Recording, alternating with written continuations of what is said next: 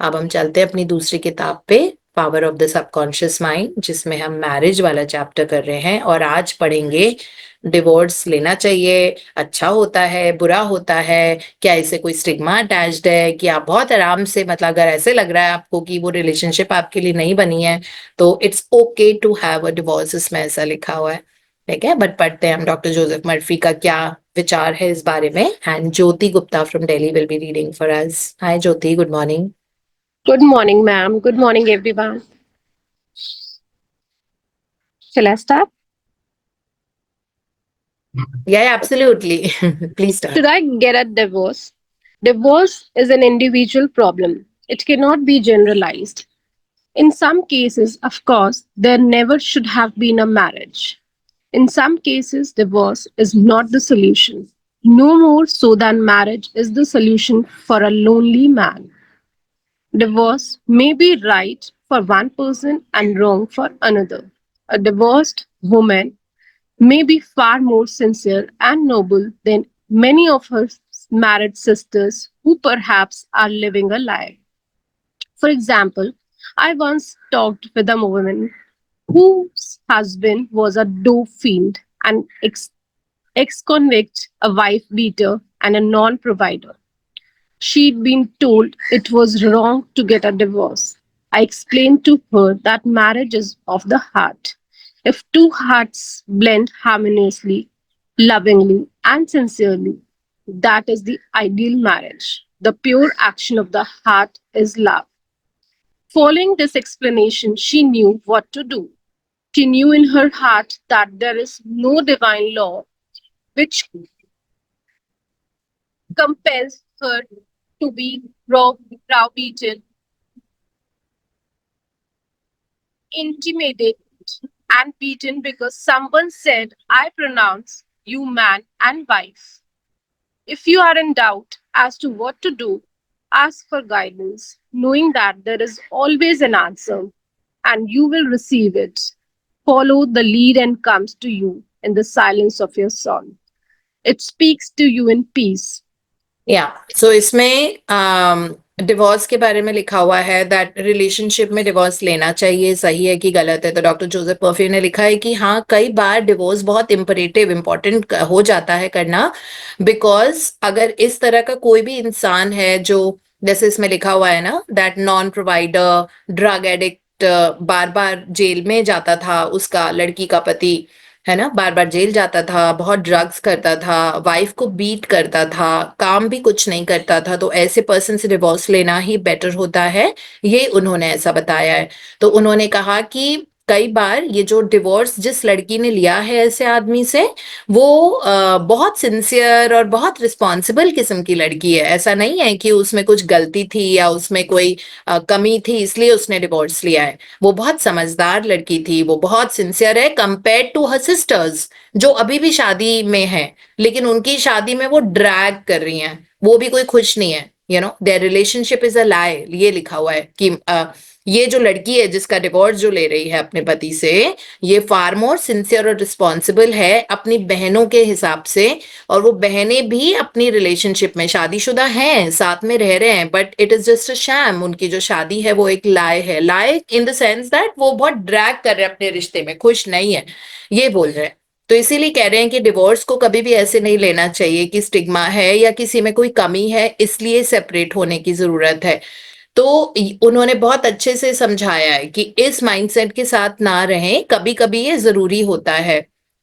तो ये जो लड़की थी जिसके साथ इस तरह का हो रहा था, तो उसको पता था that there is no divine law which compelled her to be bro, मतलब ऐसी कोई भी लाइफ वर्ड या डिवाइन लॉ नहीं है। डिवाइन लॉ मतलब जो भगवान की दी हुई चीज है जिसमें से कोई लड़की मार खाए, ठीक है, या डराई धमकाई जाए, और she is beaten because someone said I pronounce you man and wife, just because उसने 7 फेरे लिए हैं हिंदुस्तान में या चर्च वेडिंग की है तो उसमें I pronounce you man and wife priest करते हैं।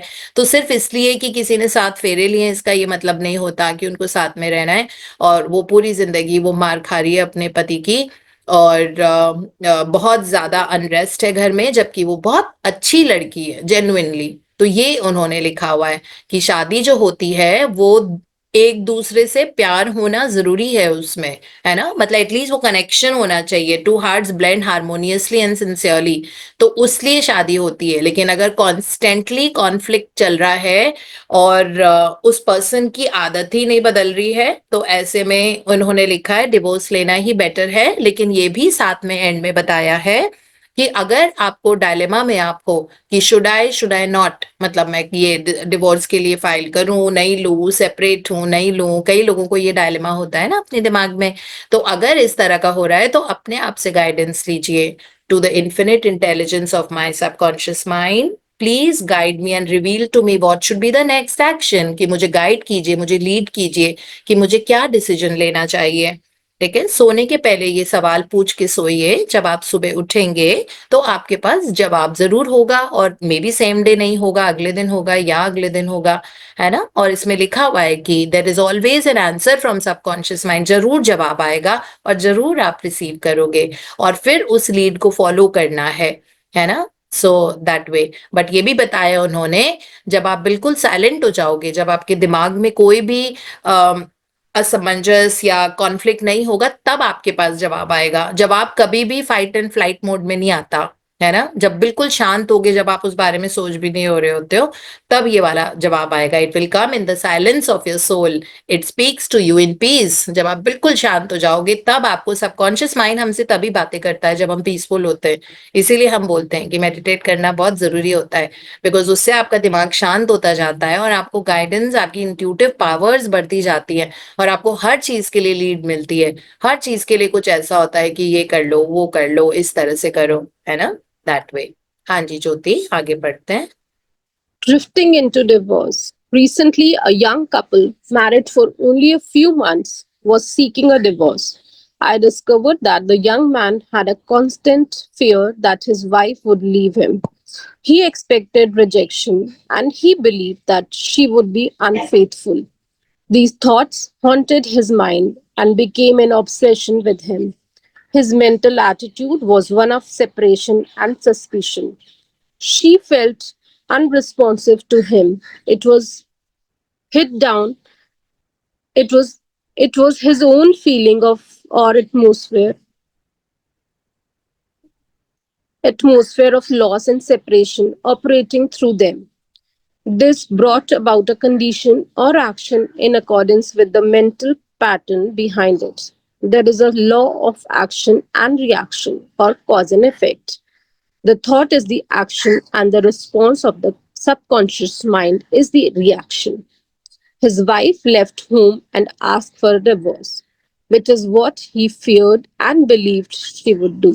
या आधे टाइम हमारा माइंडसेट होता है जिसके कारण हमारा रिश्ता अच्छा नहीं होता अपने पार्टनर के साथ में। जो भी पार्टनर है आपका, हो सकता है सेम सेक्स बॉयफ्रेंड गर्लफ्रेंड हो सकता है लिव इन रिलेशनशिप में हो सकता है फियांसे हो सकता है मियाँ बीवी हो, जैसे भी हो, मैरिड कपल हो, तो जो भी जैसे भी है, अगर दो पार्टनर है, इसमें बहुत क्लियरली लिखा हुआ है कि कभी कभी एक शक्की सा बिहेवियर होता है। Just because I see so many women talk to me, जो बोलती हैं कि मैं अगर किसी से बात भी कर लेती हूँ किसी और बंदे से, मैन से, तो दे स्टार्ट डाउटिंग, मतलब हस्बैंड को शक होना शुरू हो जाता है, एंड वाइस वर्सा, है ना। तो इसमें ये लिखा हुआ है कि अगर ऐसा है तो आप बार बार यही सोच रहे हो ना शक की निगाहों से बार बार, तो वो शक आपका, बिकॉज सबकॉन्शियस माइंड में क्या फीड किया हुआ है, दैट ये ना ओवर फ्रेंडली है लड़कों लड़कियों के साथ, या ये मेरी वाइफ ओवर फ्रेंडली है, मेरी पार्टनर ओवर फ्रेंडली है मैन के साथ में, बहुत हंस हंस के बात करती है, या एक स्पाउस छोड़े मेरी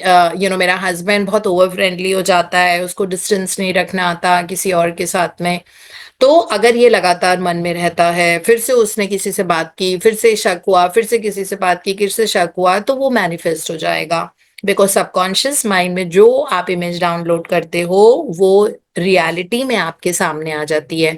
तो बार बार यही डाउनलोड कर रहे हो ना, शक शक, दैट इसने उसके साथ बात की, बहुत ओवर फ्रेंडली है, तो फिर वो रियलिटी में। तो इसमें एक पर्सन का एग्जाम्पल दिया हुआ है इन्होंने, दैट एक यंग मैन था, उसकी बीवी बड़ी सुंदर सी थी, तो वो पूरे टाइम उसको लेके ना इनसिक्योर रहता था। तो वो काम पे भी जाती थी तो उसको लगता था कि ये ना बड़े आदमियों के साथ मिलती जुलती है, और ये उनके साथ तो ये चीज उसके दिमाग में घर बना के बैठ गई थी कि मेरी बीवी ऐसी है, जरूर मुझे छोड़ देगी, और उसको शक से देखता था। तो ही वॉज क्या, उसने दो चीज अपनी डाउनलोड कर रखी थी दिमाग में, सेपरेशन और सस्पिशन। सस्पिशन का मतलब होता है शक करना, सेपरेशन का मतलब होता है उसको लगता था ये मुझे छोड़ के चली जाएगी।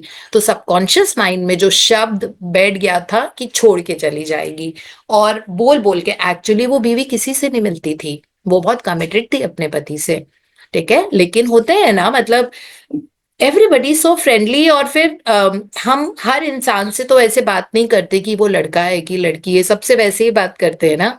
मतलब आजकल कहाँ होता है जेंडर देख के, हाँ ऑफ कोर्स हमारे चॉइस ऑफ वर्ड्स लड़कियों के साथ हमारी फीलिंग और वाइब बिल्कुल अलग होती है। अगर लड़की लड़कियों से बात कर रही है तो उनकी लैंग्वेज अलग होती है, वो कुछ भी बोल देती हैं, है ना, अपने आप में, क्योंकि सारी उसकी फ्रेंड्स नॉन जजमेंटल हैं।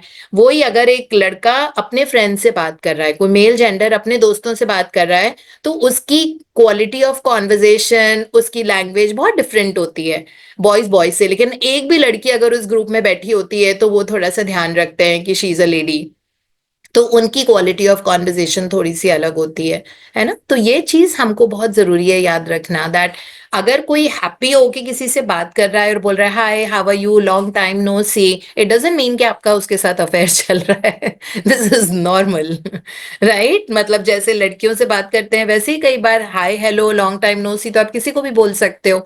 अब जो उसका पति था उसके अंदर ये दिमाग थी कि हंस हंस के बात करती है, तो ये बहुत ओवर फ्रेंडली है, वो इसका कैरेक्टर गड़बड़ है। कैरेक्टर ही गड़बड़ कर देता है। और साथ में ये कि ये एक दिन मुझे छोड़ के भाग जाएगी, ये चली जाएगी किसी के साथ में। और दूसरा सस्पिशन, हर चीज में शक, हर चीज में शक। जो तैयार भी होके जा रही है, परफ्यूम लगा रही है, तो शक की नजरों से देखना कि जरूर कुछ ऐसे कर रही है। ऐसे बोल बोल के आप सेपरेशन को मैनिफेस्ट कर लेते हो। और फाइनली ऐसा हुआ इस कपल के साथ भी, जिनका एग्जाम्पल डॉक्टर जोसेफ मर्फी ने इसमें बताया है ना, that this brought about a condition और action in accordance with a mental pattern behind it. जो मेंटल पैटर्न पति का था उस हिसाब से फाइनली वो इफेक्ट हो गया। वाइफ ने घर छोड़ दिया and she asked for a divorce, which is what he was fearing. अब वो बीवी उसकी मैनिफेस्टेशन थी बस, है ना, क्योंकि उसने बहुत स्ट्रांगली मैनिफेस्ट किया था, दिन रात सुबह शाम उठते बैठते यही सोचना, अपनी बीवी पे शक करना, दिन रात वो यही करता था। और फाइनली ऐसा हो गया कि बीवी चली गई, क्योंकि वो फियर कर रहा था ना ये वाली सिचुएशन, वो हो गया and they both separated. Okay, तो कई बार ऐसे भी होता है, अगर 50 बार आप हर लड़ाई के बाद ये बोलोगे let's call for a divorce, let's take a divorce, let's take a divorce. अब लॉ ऑफ अट्रैक्शन के हिसाब से सबकॉन्शियस माइंड को तो सही और गलत उसमें तर्क वितर्क तो होता नहीं है, वो एनालाइज करता नहीं है, वो ये नहीं सोचता वाई हाउ वो तो कुछ नहीं होता।